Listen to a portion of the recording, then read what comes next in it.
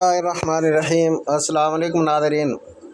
एक इन्वर्टर ते मैं आया कड़ा कि इसकी सैटिंग है खराब हुई खड़ी। OU1 का फॉल्ट है कड़े दुप्पे भी है इन उत्ते हिंसे भी नहीं उत्तू छां करन तो इलावा नज़र आते पे। तो मैं किसी बंदे को कोल बिठा ते उत्ते छां करा ते इसकी सैटिंग की कोशिश करना है कि ये कल ही परसों इन्होंने लाया है नवा है तो इन उत्ते फॉल्ट आ गया है OU1 का। इहदे पिछे जिहड़ियां उन्होंने प्लेटां दित्तियां ने ये प्लेटां ने 8 4 एक लाइन च रखी हुई ने और 4 एक लाइन च रखी हुई ने। नाल एक और भी सैट भी है 10 प्लेटां का, जबकि उसका कनैक्शन इस तरफ नहीं है, उसका कनैक्शन अलहदा ही है। तो ये 8 प्लेटां का कनैक्शन है। ये लाला अमर सिंह दे इटली साइड ते दरिया के कच्छे दे शेख हाड़ी बैणी दे कोल ये लगा खड़ा है। तो वेखने कि इस दे अंदर OU1 का फॉल्ट क्यों आया है। अक्सर इस दे जेड़े फॉल्ट जेड़ा है वो कम वोल्टेज की वजह तो भी आ जाता है गालबन। तो इतना इस बारे भी मैं मालूमात नहीं रखता। तो बाकी ये PB दे ग्रुप दे विचों भी इसकी सैटिंग की जा सकती है, जिससे कि PB06 जेड़ा है उस दे ऑप्शन तो भी इसनों ठीक किया जा सकता है। मसलन इत्थे एक है तो 0 करिए तो इत्थे भी इसका मसला हल हो सकता है, या अगर 0 है तो 1 करिए फिर भी इसका मसला हल हो सकता है। अगर इत्थे भी इसका मसला हल नहीं होंदा 0 नूं 1 करन नाल या 1 नूं 0 करन दे नाल इसका मसला हल नहीं होंदा, तो फिर PB07 जेड़ा है उस दे अंदर वेख लीए कि उत्थे 100 इन्ने उत्ते 120 ने, मसलन इसनों 130 करते वेख लेना कि शायद इहदे ते कोई मसला हल हो जाए। तो इत्थे भी ये मसला हल नहीं होया मेरे ख्याल दे अंदर कि PB06 दे अंदर भी नहीं होया। OU1 का फॉल्ट अजे तक बरकरार है।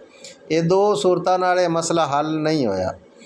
तो हुण इस तो इलावा कोई होर इसका तरीका होर तलाश करने हैं कि PE ग्रुप की सैटिंग के अंदर तलाश करने हैं कि PE ग्रुप की सैटिंग के अंदर ही इस मसले का हल हो सकता है। इस तो इलावा फिर होर किते भी इसका हल नहीं हो सकता। तो ये पासवर्ड दिता 40721 का। तो 40721 के पासवर्ड तो बाद जदों PE ग्रुप इस खुल जाएगा, इसकी सैटिंग ओपन हो जाएगी। तो हुण चलांगे आप PE07 के अंदर। तो मेरे ख्याल मैं इन्वर्टर मैंने ध्यान कर लिया, स्क्रीन जी है वो मोबाइल का कैमरा स्क्रीन के उत्ते नहीं रह सका। तो PE07 की सैटिंग के अंदर इस दे वोल्ट जेड़े ने वो जदों चैक किए ने तो इस दे वोल्ट जेड़े आए वो 450 वोल्ट इत्थे उसकी सैटिंग रखी हुई आई, जबकि मैं उसनूं 650 किया है। तो उस तो बाद दे अंदर OU1 का फॉल्ट चला गया। तो जदों मोटर इंस्टॉल की है तो UU का फॉल्ट इस दे अंदर फिर आ गया जी। तो नाज़रीन ये आ गया UU का फॉल्ट, OU1 का फॉल्ट चला गया, UU1 का फॉल्ट आ गया। तो इस फॉल्ट नूं हुण किस तरीके दूर कर सकते हैं कि इसकी सैटिंग जिहड़ी है वो तलाश करने है PB04 के अंदर। तो PB04 के अंदर 80 ते इसकी सैटिंग है, इसनों थोड़ा जिहा वधा ते 90 ते करते फिर चैक करने हैं कि आया कि ये फॉल्ट ख़त्म होया या नहीं होया। तो ये मोटर रन हो गई है। तो तुहाडे सामने फ्रीक्वेंसी उत्ते नूं जा रही है, ये मोटर अपनी जगह ते फिर ट्रिप कर गई, फिर UU का फॉल्ट आ गया है। तो इसनों फिर PB05 की सैटिंग वेखने कि नाज़रीन इत्थे सारा 0 है, तो इत्थे 50 होना चाहिए। तो 50 करते फिर चेक करने आया कि ये फॉल्ट ख़त्म होया या नहीं ख़त्म होया। तो ये मोटर रन हो गई है, तुहाडे सामने फ्रीक्वेंसी उत्ते नूं जा रही है। तो वेखने हैं कि ये मसले का हल होया है या इस तो इलावा कोई और तलाश किया जाए। तो मसले का हल हो गया नाज़रीन कि मोटर रन हो गई है, कोई ट्रिप नहीं होया, कोई UU का फॉल्ट नहीं दोबारा आया।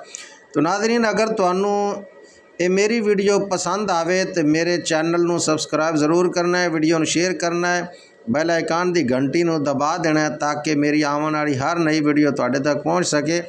ਅਸਲਾਮ ਵਾਲੇਕੁਮ ਵਰਹਿਮਤੁਲਾਹਿ ਵਬਰਕਾਤੁਹੂ।